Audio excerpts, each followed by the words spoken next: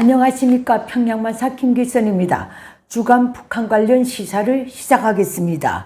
우선 첫째, 북한 내부 관련 시사입니다.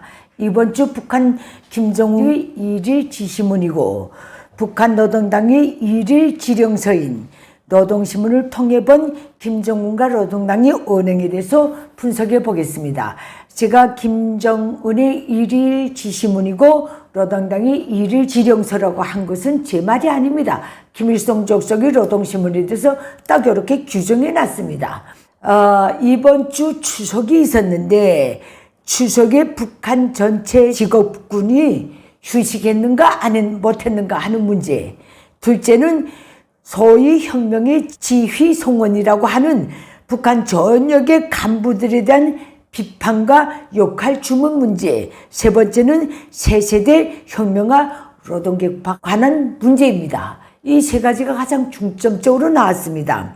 우선 기본 내용 분석에 앞서서 북한에서 직업을 가진 전체 주민이 이번 주 추석에 휴식했겠는가 하지 못했겠는가, 이 문제에 대해서 한번 북한만의 시스템을 가지고 말씀드리도록 하겠습니다. 지난 9월 19일 일요일부터 목요일 9월 23일까지 노동신문은 김정은이 직접 지시하고 검토하고 게재 비준한 일면 가장 중요한 기사들을 연이어 하루도 거르지 않고 내보냈다는 점 말씀드립니다. 이것은 지난 9월 21일 추석에도 예의가 없다는 점. 북한 노동신문이 추석날에 김정은이 직접 지시하고 검토하고 게재에 비준한 기사를 내보냈다는 것은 한마디로 북한의 전체 직장인이 이번 추석날에 직장에 출근했다는 뜻입니다. 그것을 의미합니다. 전 그 시스템에 30여 년 동안 몸담고 있었던 사람입니다.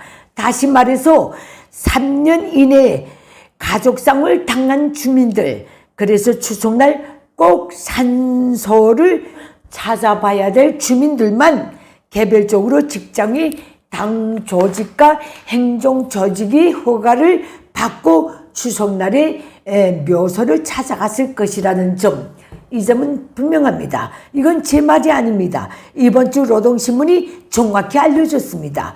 이번 주 노동신문은 어제 목요일 즉 9월 23일 김정은이 직접 지시하고 검토하고 게재 비준한 사설, 사회의 모든 성원들을 혁명과 노동계급화할 때 대한 당의 방침을 일관하게 틀어지고 나가자, 이런 제목의 사설을 내보냈는데 전체 주민이 매일 당보, 즉 노동신문입니다.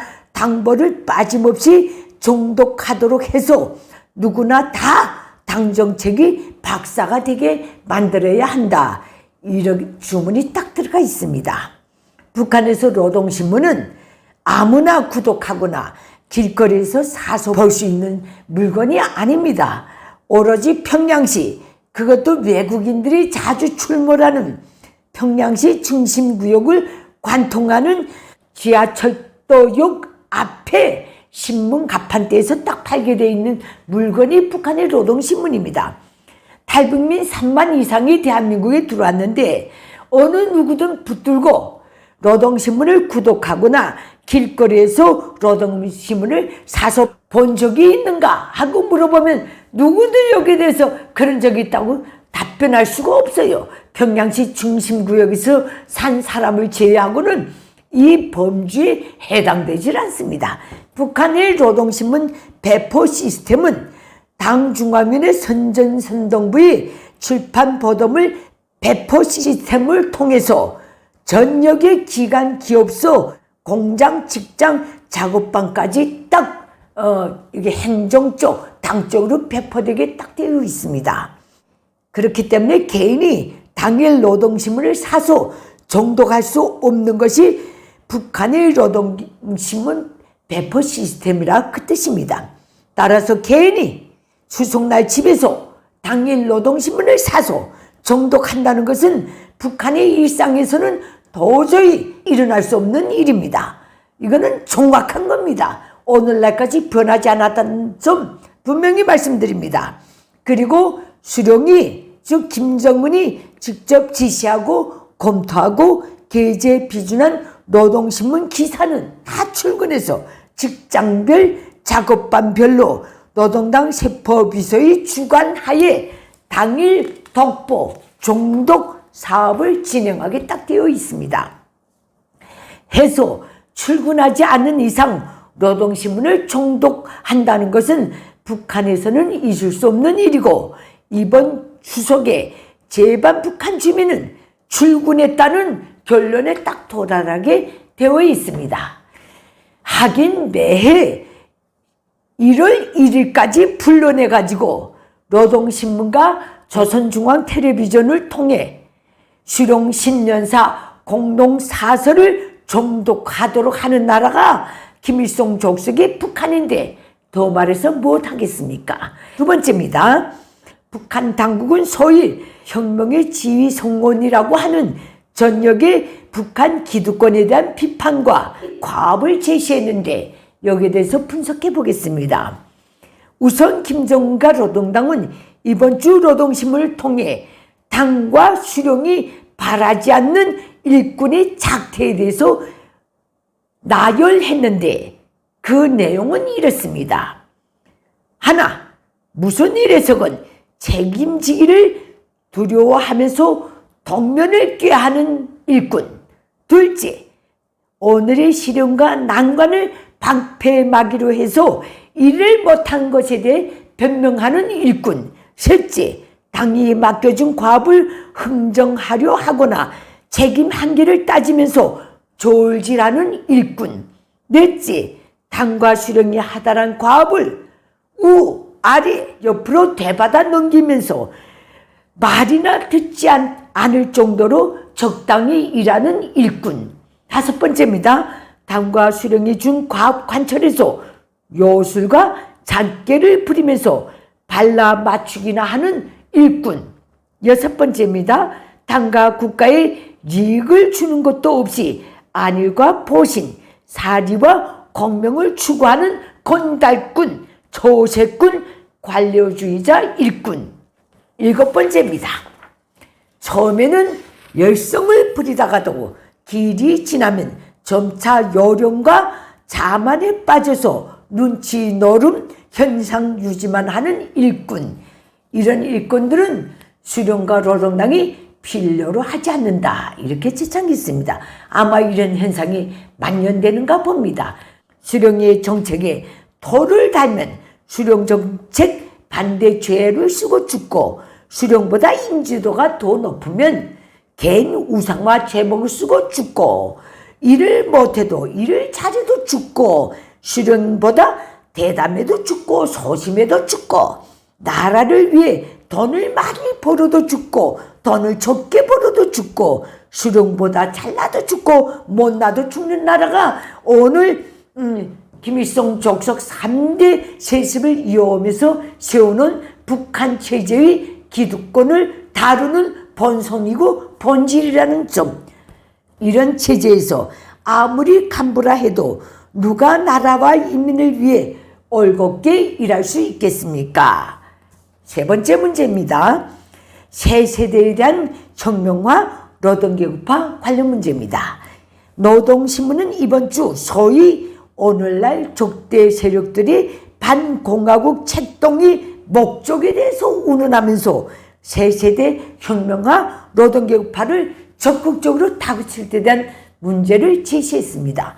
여기서 김정은과 노동신문은 지금 적대 세력들은 경제적 압박과 함께 썩어빠진 부르주아와 사상문화 침투 책동에 끈질기게 매달고 있는데, 이를 통해 노리는 목적은 우리 혁명 대오를 변질화해시켜서 우리 민 스스로가 붉은 길을 내리우게 하자는데 그 목적이 있다, 이렇게 딱 밝혔습니다.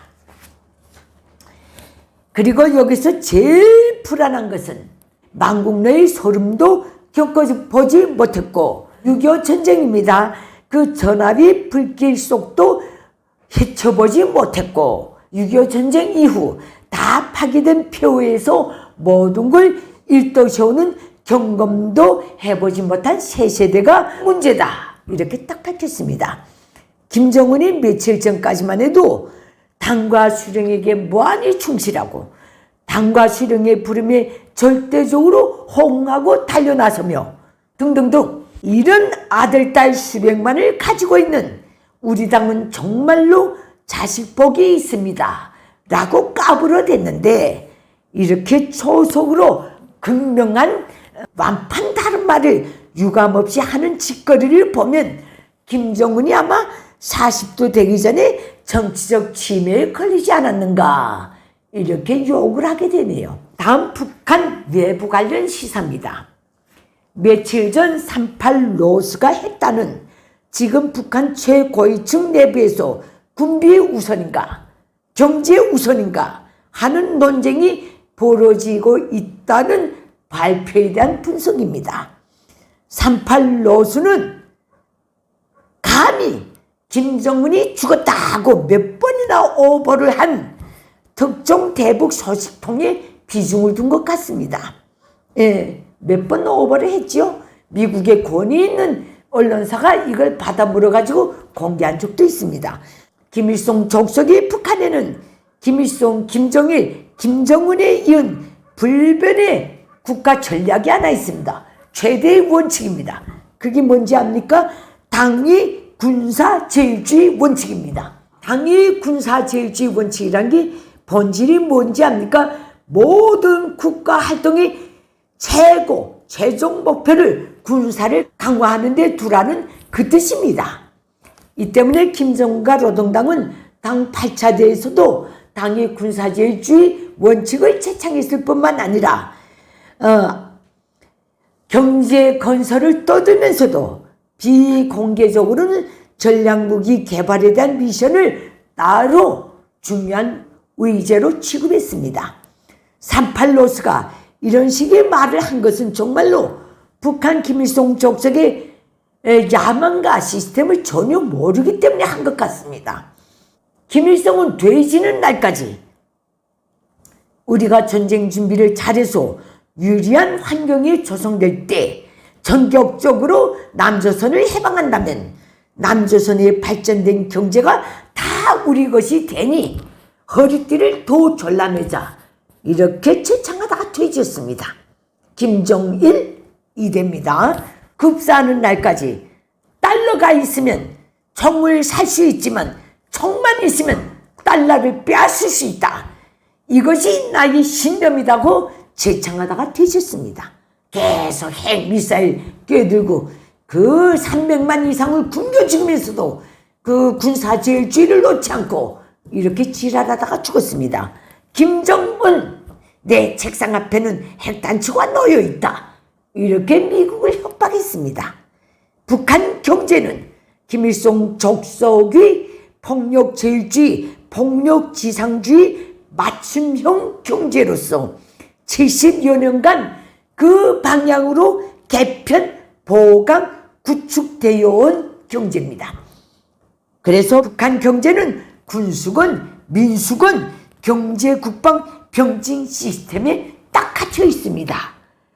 결국 군비 우선이냐, 경제 우선이냐, 북한을 상대로는 아무 의미도 없으며 이런 거를 논했다는 자체가 이거는 찌라시입니다. 이렇게 보시면 됩니다. 저 군수 부문에서 17년 동안 정책 담당 기자를 한 사람입니다. 군수에서도 그 부산물로 닭가마가 나오게 하고 민수에서도 최우선적으로 군사무기 협동품이 나오도록 만들어 놓은 것이 오늘 북한 인민경제든 군수경제든 성역이 없는 시스템입니다.